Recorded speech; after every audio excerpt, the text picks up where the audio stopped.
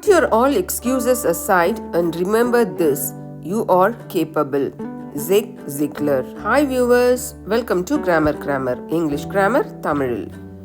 இன்னைக்கு நம்ம பார்க்க போறது idiom. Shape up or ship out. Shape up or ship out அப்படின்ற இந்த idiom நம்ம எப்போ யூஸ் பண்ணலாம், அதோடைய மீனிங் என்ன, அது எந்த சூழ்நிலையில் நம்ம யூஸ் பண்ணலாம், அதுதான் இந்த கிளாஸ்ல நம்ம பார்க்க போறோம். பாருங்க. To either improve behavior, performance or attitude or else be forced to leave a job, relationship, living situation, etc. அதாவது ஒருத்தருடைய நடத்தை அல்லது அவர்களுடைய வேலை செய்கிற திறன், இந்த பெர்ஃபார்மன்ஸ் அப்படின்னா செயல்திறன், அல்லது அவருடைய மனப்பான்மை, அல்லது வேற எதையாவது ஒன்றை மாற்றிக்க சொல்லுது, முன்னேற்றம் செய்ய சொல்வது. அது சரியில்லை, உன்னுடைய நடத்தை சரியில்லை, உன்னுடைய செயல்திறன் சரியில்லை, இன்னும் கொஞ்சம் நீ நல்லா பண்ணணும், உன்னுடைய நடத்தை சரியில்லை, நீ கொஞ்சம் நல்லா நடந்துக்க ட்ரை பண்ணணும் அப்படின்னா சொல்லுவோம் இல்லையா. அந்த மாதிரி நீ செய்யலைன்னா உன்னுடைய வேலையை விட்டு உன்னை தூக்கிடுவோம், அல்லது இந்த ரிலேஷன்ஷிப்லேருந்து உன்னை வெளியே அனுப்பிச்சிடுவோம், உன்னுடைய லிவிங் சுச்சுவேஷன், இப்போ நீ வாழ்க்கை முறையிலேருந்து நீ நீக்கப்படுவாய் அப்படின்னு நம்ம சொல்லுவோம் இல்லையா. அந்த மாதிரி சொல்கிறது தான் shape up or ship out. ஒழுங்காக வேலையை பாரு, இல்லைனா வேலையை விட்டு போ அப்படின்னு சொல்லுவோம். நேரத்துக்கு வா, நேரத்துக்கு வரலன்னா வேலையை விட்டு தூக்கிடுவேன் அப்படின்னு சொல்லுவோம்ல. இந்த மாதிரி நம்ம சொல்கிறது தான் shape up or ship out அப்படின்ற இந்த இடியமுடைய meaning. One might use the phrase when talking to a friend or family member who needs a wake-up call or to a child who is misbehaving.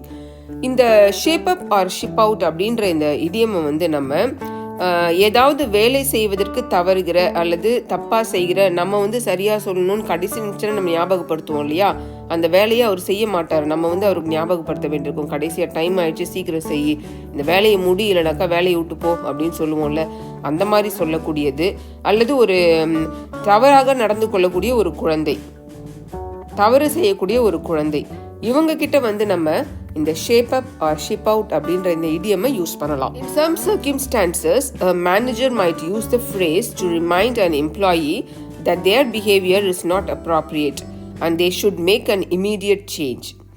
இதை வேலையில் ஒரு manager அவர் கீழே வேலை செய்கிற worker கிட்ட எப்படி யூஸ் பண்ணலாம் அப்படின்னா, அந்த வேலையால் வேலை செய்கிறார் இல்லையா, அவருடைய நடத்தை சரியில்லை, உன்னுடைய நடத்தை இந்த இடத்துல சரியில்லை, உன்னுடைய வேலை இந்த இடத்துல சரியில்லை, நீ இம்மீடியட்டாக உடனே நீ மாறணும் அப்படின்னு நம்ம சொல்லுவோம் இல்லையா. அவரை வார்ன் பண்ணுவாங்க, அந்த மேனேஜர் அந்த ஊழியரை வார்ன் பண்ணுவாங்க. அந்த மாதிரி வார்ன் பண்ணும்போது நீ மாறலை அப்படின்னாக்கா உன்னை வேலையை விட்டு தூக்கிடுவோம் அப்படின்னு சொல்லிட்டு அவர் எச்சரிப்பார். அந்த மாதிரி சூழ்நிலையில் நம்ம இந்த shape up or ship out அப்படின்ற இந்த இடியமை யூஸ் பண்ணலாம். We can use this idiom when a child refuses to do their homework. அதே மாதிரி ஒரு குழந்தை அவருடைய வீட்டு பாடத்தை செய்யறதுக்கு அடம் பிடிக்குது, செய்யாமல் இருக்குது அப்படின்னா அதை வார்ன் பண்ணுறதுக்கு கூட நம்ம shape up or ship out அப்படின்ற இந்த இடியமை யூஸ் பண்ணலாம். If a parent tells them to shape up or ship out, they might be alluding to the child losing privileges or something else that should inspire them into action. ஒரு parent ஒரு குழந்தைகிட்ட shape up or ship out அப்படின்ற இடியமை use பண்ணுறாங்க அப்படின்னா, அவங்க அந்த குழந்தைகிட்ட நீ இந்த வேலையை செய்யலை அப்படின்னா, அல்லது நீ ஒழுங்காக நடந்துக்கல அப்படின்னா உனக்கு இருக்கக்கூடிய ப்ரிவிலேஜஸ் அப்படின்னா சலுகைகள், உனக்கு இந்த வீட்டில் இருக்கக்கூடிய சலுகைகள் அல்லது உனக்கு ரொம்ப பிடித்த ஏதாவது ஒன்றை நாங்கள் நீக்கிடுவோம், நீ இழந்துடுவ அப்படின்னு அந்த குழந்தைய வார்ன் பண்ணுறது. நீ இந்த மாதிரி மாறணும், இந்த ஆக்ஷன் நீ ஹோம்ஒர்க்கை செய்து முடிக்கணும், அப்படி இல்லைனாக்கா இது உனக்கு கிடையாது அப்படின்லாம் நம்ம சொல்லுவோம் இல்லையா.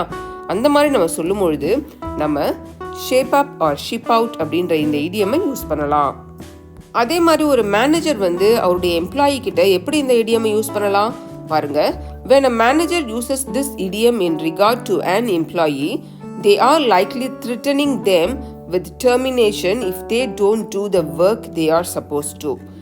மேனேஜர் ஒர்க்கர் கிட்ட இந்த இடியமை, அதாவது shape up or ship out அப்படின்ற இடியமை யூஸ் பண்ணுறாரு அப்படின்னா அதுக்கு என்ன அர்த்தம் அப்படின்னா, அந்த ஊழியரை இந்த மேனேஜர் மிரட்டுவார், பயமுறுத்துவார்.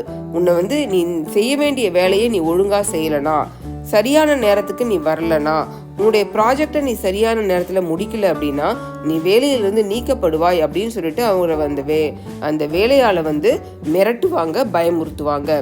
அதுக்காக இந்த shape up or ship out அப்படின்ற இந்த இடியம்மை யூஸ் பண்ணுவாங்க. ஓவராலாக பார்த்தோன்னா இதோடைய பர்பஸ் என்ன, இந்த இடியம்மை யூஸ் பண்ணுறதுக்கான பர்பஸ் என்ன அப்படின்னு பார்த்தோன்னா, the purpose of using this idiom is to get someone moving who is being lazy or irresponsible. அதாவது ரொம்ப சோம்பேறித்தனமாக இருக்கிற அல்லது irresponsible அப்படின்னாக்கா பொறுப்பற்று இருக்கிற ஒருத்தவங்களை மாற்றுவதற்காக வேறொரு நபர் யூஸ் பண்ணக்கூடியது தான் இந்த shape up or ship out அப்படின்ற இந்த இடியம். இதோடைய நோக்கம் சோம்பேறியாக இருக்கிற ஒருத்தரை, பொறுப்பில்லாமல் இருக்கிற ஒருத்தரை மாற்றணும் அப்படின்றதுக்காக பயன்படுத்துவது அப்படின்றது தான் இதோடைய நோக்கம். Shape up or ship out அப்படின்ற இந்த இடியம்க்கு மீனிங் என்ன அப்படின்னு பார்த்தோம் இல்லையா. பொறுப்பு இல்லாமல் இருக்கிற, சோம்பேறித்தனமாக இருக்கிற ஒரு வேலையாளையோ அல்லது ஒரு குழந்தையோ மிரட்டுவதற்காகவோ அல்லது அதனுடைய திறனை அதிகரிக்க செய்வதற்காக ஒரு வார்னிங்காக யூஸ் பண்ணுறது தான் இந்த shape up or ship out அப்படின்ற இடியம். இப்போ இதை நம்ம சென்டென்ஸில் யூஸ் பண்ணலாமா? பாருங்க. Jerry was late again, so the boss told him to shape up or ship out. Jerry திரும்பவும் லேட்டாகவே வந்துட்டான். அந்த பாஸ் என்ன பண்ணுறாரு, ஒழுங்காக டைமுக்கு வர பாரு, அப்படி இல்லைனாக்கா உன்னை வேலையை விட்டு நீக்கிடுவேன் அப்படின்னு சொல்கிறாரு. அடுத்தது பாருங்க. After the workers were told to shape up or ship out, they did not change anything and were all fired. அந்த ஒர்க்கர்ஸ்க்கெல்லாம் உங்கள் வேலையை நீங்கள் சரியாக செய்யலைனாக்கா உங்களை வேலையை விட்டு தூக்கிடுவோம் அப்படின்ட்டு வார்னிங் கொடுக்குறாங்க. அந்த மாதிரி கொடுத்துருந்தாலும் அவங்க யாரும் மாறவே இல்லை, எதையுமே அவங்க மாற்றிக்கவே இல்லை. அதனால் அவங்க எல்லாரையும் வேலையை விட்டு நீக்கிடுறாங்க. ஃபயர்டு அப்படின்னா வேலையை விட்டு தூக்கிடுறது. வார்னிங் கொடுத்த பிறகும் அவங்களுடைய செயலை மாற்றிக்காமல் இருந்ததுனால அவங்க வேலையை விட்டு நீக்கப்பட்டார்கள் அப்படின்னு சொல்கிறது தான் இந்த சென்டென்ஸுடைய மீனிங். லாஸ்ட் எக்ஸாம்பிள் பாருங்க. After his serious mistake the manager warned him that he had to shape up or ship out. அவனுடைய ஒரு கடுமையான தவறு நடந்த பிறகு, தவறுக்கு அப்புறம் மேனேஜர் அவனை வார்ன் பண்ணுறாரு. நீ உன்னுடைய பிஹேவியரை மாற்றிக்கணும், அப்படி இல்லைனா உன்னை வேலையை விட்டு தூக்கிடுவோம் அப்படின்னு சொல்லிட்டு அவர் வார்ன் பண்ணுறாரு. இதுதான் இந்த சென்டென்ஸோடைய மீனிங். இவ்வளோ நேரம் நம்ம shape up or ship out அப்படின்ற இடியம்க்கு மீனிங் என்ன, அதை எப்படி நம்ம சென்டென்ஸில் யூஸ் பண்ணலாம் அப்படின்றத பார்த்தோம் இல்லையா. என்ன வியூவர்ஸ், இந்த வீடியோ உங்களுக்கு பிடிச்சிருக்கா?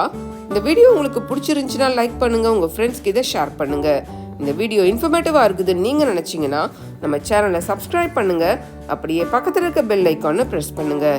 அப்போ தான் நாங்கள் போடுற வீடியோஸ் டெய்லி நோட்டிஃபிகேஷனில் உங்களுக்கு சேரும். மறந்துடாதீங்க வியூவர்ஸ், ப்ராக்டிஸ் மேக்ஸ் பர்ஃபெக்ட். இங்கிலீஷில் பேசணும் அப்படின்னாலும், இங்கிலீஷ் கிராமரை கற்றுக்கணுன்னாலும் ப்ராக்டிஸ் ரொம்ப ரொம்ப முக்கியம். இந்த வீடியோவை பார்க்குறதோடு நிறுத்திடாதீங்க. இதில் நம்ம யூஸ் பண்ணியிருக்கிற shape up or ship out அப்படின்ற இந்த இடியம்மை தேவையான நேரத்தில் சரியான முறையில் பயன்படுத்துங்க. ப்ராக்டிஸ் பண்ணுங்கள், இங்கிலீஷில் பேசுங்க, கான்ஃபிடென்ஸை உயர்த்துங்க. Thank you viewers.